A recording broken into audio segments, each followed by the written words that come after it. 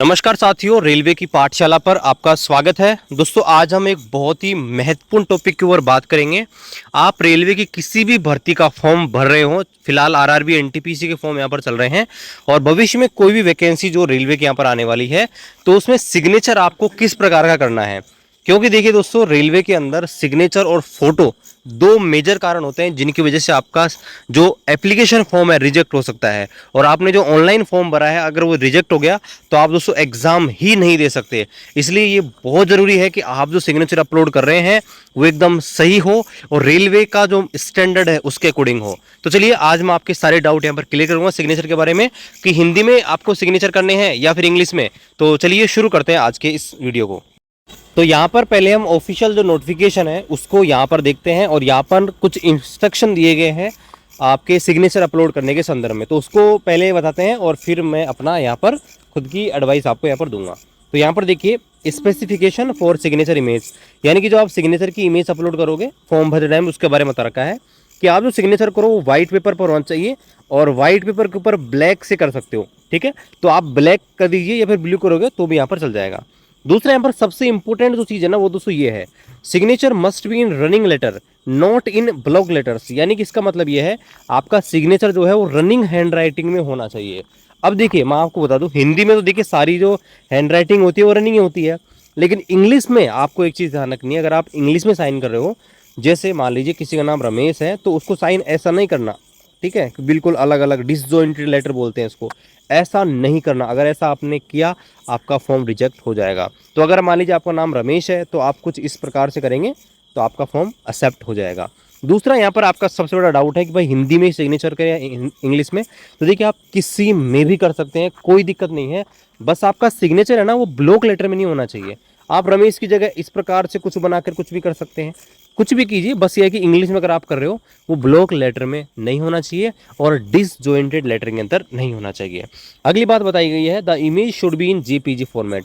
आपकी जो फोटो है जेपीजी फॉर्मेट होनी चाहिए। ये डायमेंशन है 50 mm इंटू 20 mm, या पिक्सल में बना रहे हो तो 140 इंटू 60। ठीक है, और जो केबी है वो आपकी 30 KB से 70 KB के बीच होना चाहिए। अब बहुत सारे कैंडिडेट यहाँ पर ये सोच रहे हैं कि सर साइज़ का क्या करें, हम साइज हम कैसे इमेज का एडजस्ट करें। तो चलिए वो भी मैं आपको बता देता हूँ। तो आपको यहाँ पर गूगल क्रोम ओपन कर लेना है और यहाँ पर आपको सर्च करना है इमेज साइज रिड्यूसर। ठीक है, यहाँ पर देखिए आप लिखेंगे इमेज रीसाइजर भी लिख देंगे तो भी चलेगा। और यहाँ पर देखिए पहली वेबसाइट जो है ना imageResizer.com, इसको आपको ओपन कर लेना है। यहाँ पर आने के बाद आपको फोटो अपलोड करनी है, जिस भी फोटो का आप यहाँ पर रीसाइज करना चाहते हैं, मतलब छोटी करना चाहते हैं। तो यहाँ पर देखिए बहुत सारी फोटो आ जाएंगी, तो आपको उस इमेज को सेलेक्ट करना है और यहाँ पर देखिए रीसाइज का एक ऑप्शन दिया गया है। इस रीसाइज के ऊपर क्लिक करेंगे तो यहाँ पर देखिए एक तो डायमेंशन का ऑप्शन आ रहा है, एक यहाँ पर एज परसेंटेज आ रहा है, या फिर आप देखिए डायरेक्ट नीचे आएंगे टारगेट फाइल। तो यहाँ पर देखिए 70 KB से बड़ी आपकी फाइल नहीं होनी चाहिए। तो आप यहाँ पर 70 KB डाल दीजिएगा, इधर KB लिखा रहा है ऑटोमेटिक, इधर 70 फिल कर दीजिएगा और यहाँ पर रीसाइज करेंगे तो ऑटोमेटिकली आपकी जो फोटो है 70 KB से कम यहाँ पर बन जाएगी। और पिक्सल भी आप यहाँ पर सेट कर सकते हैं, ठीक है, ताकि आपकी फोटो उसी हिसाब से एडजस्ट हो जाए। ठीक है, ये आपकी बात हो गई साइज की और पिक्सल। इसके अलावा सबसे इंपॉर्टेंट चीज आपको ये ध्यान होनी चाहिए, आपने जो सिग्नेचर की है ना वो दोस्तों बहुत इंपॉर्टेंट है, सेव करके रख लेना उसको, गूगल ड्राइव पे कहीं भी सेव करके रख लेना आपके कंप्यूटर मोबाइल में।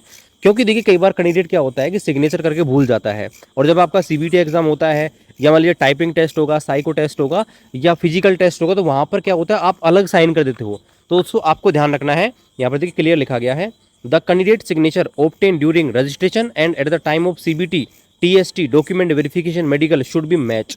यानी कि आप जो सिग्नेचर अपलोड कर रहे हो वो सीबीटी एग्जाम में भी सेम होना चाहिए, जो आपका टाइपिंग टेस्ट होगा उसमें भी डॉक्यूमेंट वेरिफिकेशन में वही, और मेडिकल एग्जाम में वही। बहुत सारे कमेंट मेरे को प्राप्त हुए थे कि सर हम सिग्नेचर हमारा भूल गए हैं। क्योंकि कई बार क्या होता है दोस्तों, रेलवे वेटिंग लिस्ट निकालती है वो कई बार 1 साल बाद, कई बार 2 साल बाद, तो कैंडिडेट भूल जाते हैं कौन सा साइन किया है।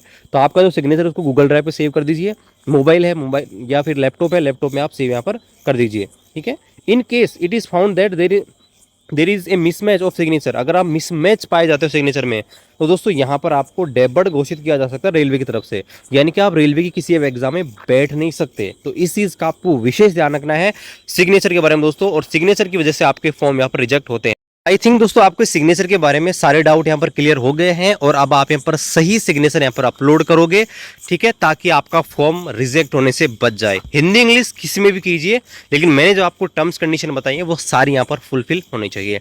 चैनल पर आप नए हैं, चैनल को जरूर सब्सक्राइब करें, शेयर करें अपने दोस्तों के साथ जो रेलवे एग्जाम की तैयारी कर रहे हैं।